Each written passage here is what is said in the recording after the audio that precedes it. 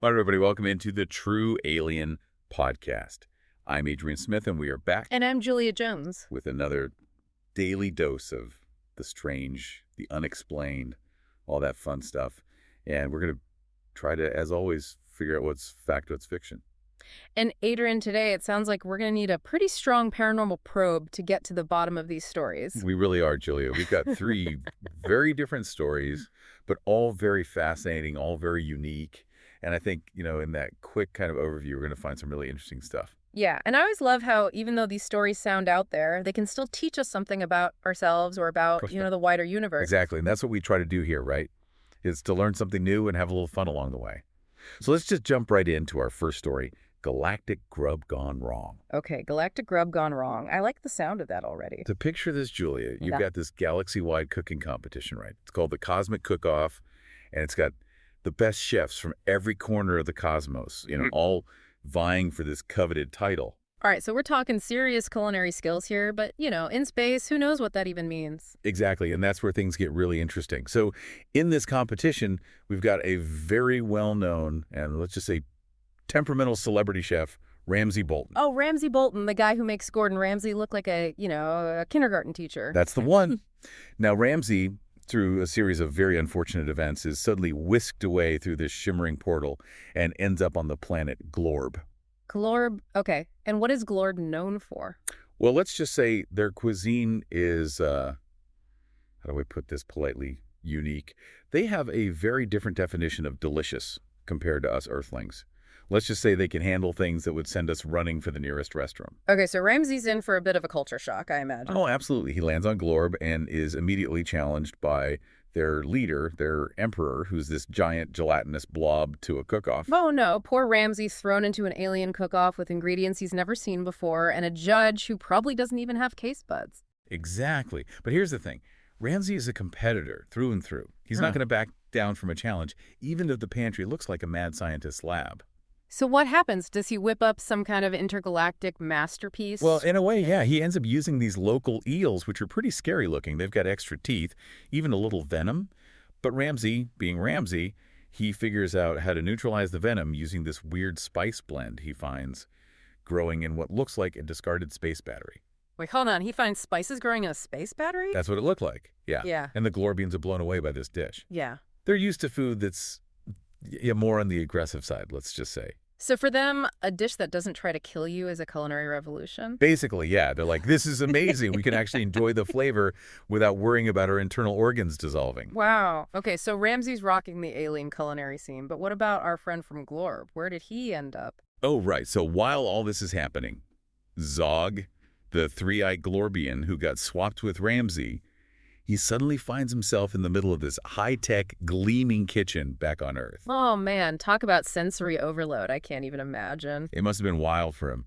He's surrounded by things he's never seen before. Flour-buttered utensils that are probably completely alien to him.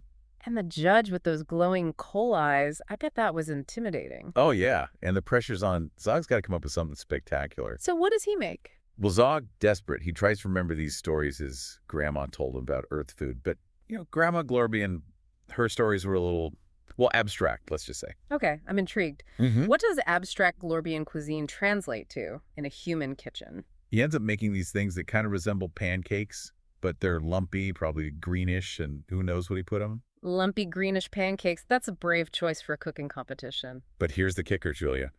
Yeah. The judge on Earth, the concept of salts is totally foreign to him. So Zog accidentally introduces this whole new taste sensation. Oh, wow. So while Ramsay's simplifying things for the Glorbians, Zog is accidentally adding complexity to Earth cuisine. It's like this weird cosmic culinary exchange program. So what happens next? Do they switch back? Eventually, yeah, the universe seems to realize it made a mistake and sends them both back to their own worlds. Thank goodness for that. I can only imagine the chaos if they'd stayed put. But they both return changed. Ramsay, the famously arrogant chef, he actually comes back with a little bit of humility. He even adds this eel surprise dish to his menu back on Earth. Eel surprise. I wonder if he mentions the slight venom risk on the menu. Probably not. But hey, maybe it's a selling point for some people. And Zog, well, he's hailed as a hero back on Glorb. He's the chef who discovered that human food could actually be enjoyable. From culinary disaster to cultural icon, all thanks to some lumpy pancakes. And a little bit of accidental seasoning. It just goes to show that even in the vastness of space, sometimes the biggest discoveries happen by chance. It's a great way to put it, Adrian. Yeah. Okay, so after that culinary adventure, what's up next on our paranormal probe? All right, Julia, next up, we are trading in our aprons for Stetsons and heading to a dusty exoplanet for a story we're calling When Space Neighbors Get Rowdy. Space neighbors get rowdy sounds intriguing. Tell me more. So this story features a family of space cowboys, the Barlows, and they run a ranch where they herd these massive space cattle called star whales. Star whales. So not your typical cows, I'm guessing. Not even close. Yeah. These star whales, they're huge. They've got teeth like asteroids and tempers to match. Okay, so not the gentle giants we see in our oceans. Nope. And Cyrus Barlow, one of the ranchers, he's had a particularly rough day with them. In fact, at one point, he threatens to send one particularly ornery star whale to the Sausage Nebula if it doesn't stop trying to take a bite out of his hoverbike. The Sausage Nebula, that sounds like space cowboy slang for somewhere you really don't want to end up. Yeah, pretty much. But Melba Barlow, Cyrus's mom, she's the wise matriarch of the family, and she's got a different approach. She talks about understanding the herd sense of these creatures and how they're not just mindless beasts. So Ma's got a deeper connection with the animals, kind of like a space whisperer. Exactly. And she's always riding this giant, six-legged beetle beast named Rusty. Wait, a six-legged beetle beast named Rusty? This is amazing. It gets even better. Yeah. So while Cyrus is trying to wrangle these grumpy star whales, they spot some strange shapes on the horizon. And it's not a dust storm. What is it? Spaceships. Sleek, unfamiliar ships heading straight for their ranch. Turns out these are alien rustlers. Alien rustlers. What are they after? The star whale hides, apparently they're incredibly valuable in some parts of the galaxy. So even in space, some things never change. There's always someone looking to make a quick buck. Yep. And the Barlow's ranch, it's pretty remote. Not a lot of fancy defenses, just a lot of grit and determination. So how do they fight back against these high-tech rustlers? With Cyrus, he's got his trusty energy blaster. Mm-hmm. Ma's got Rusty, who can spit this incredibly potent acid. And their daughter, Miri, well, she's got youthful enthusiasm and a slingshot. Okay, that's an interesting mix of weaponry. It's all they've got, Yeah. but they're not going down without a fight. So what happens when the rustlers land? It's pure chaos.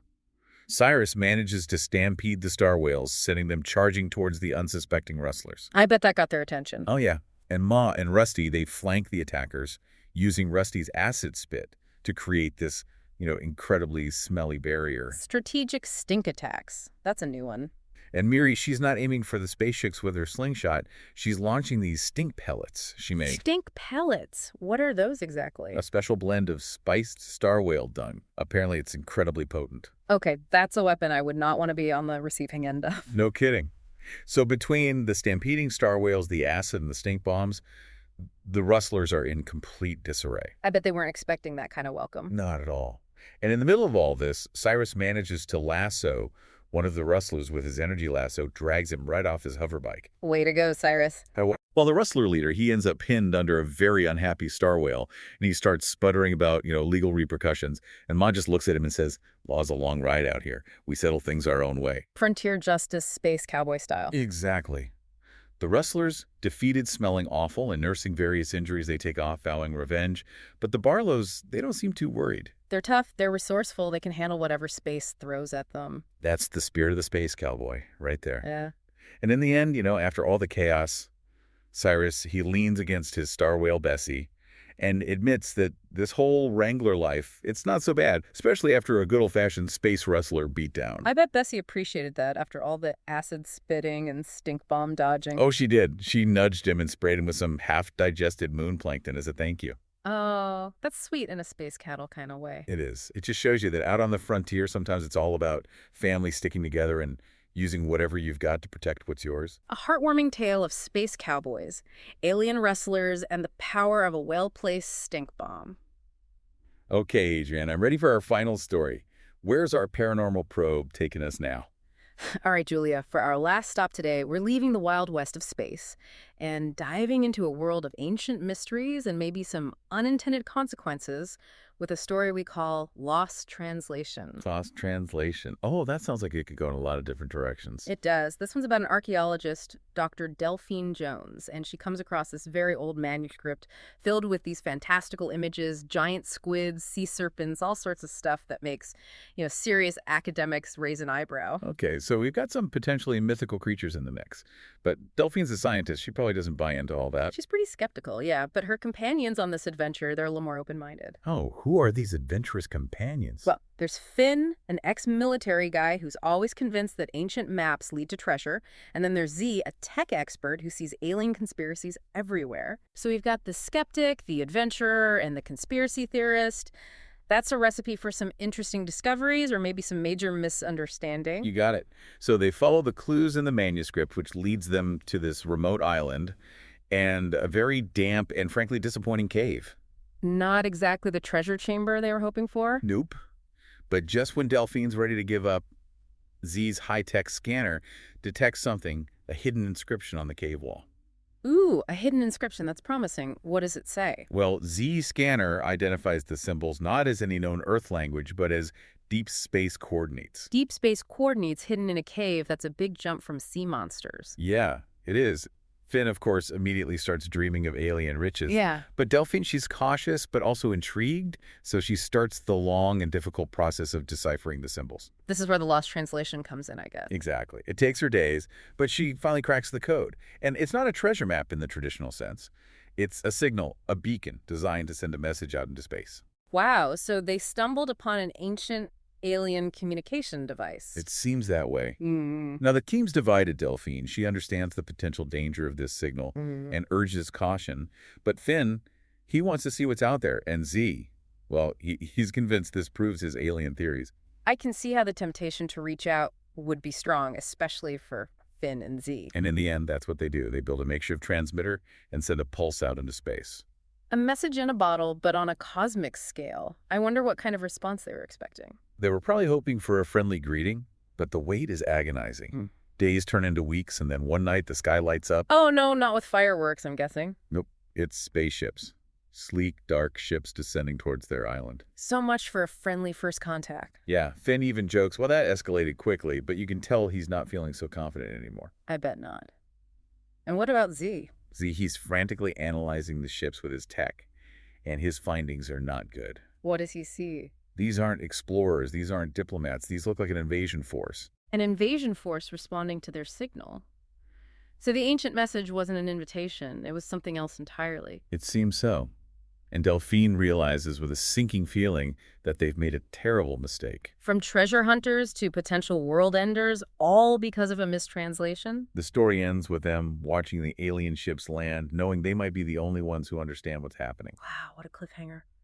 So Delphine's got a lot more deciphering to do, but this time it's not ancient symbols, it's how to stop an alien invasion.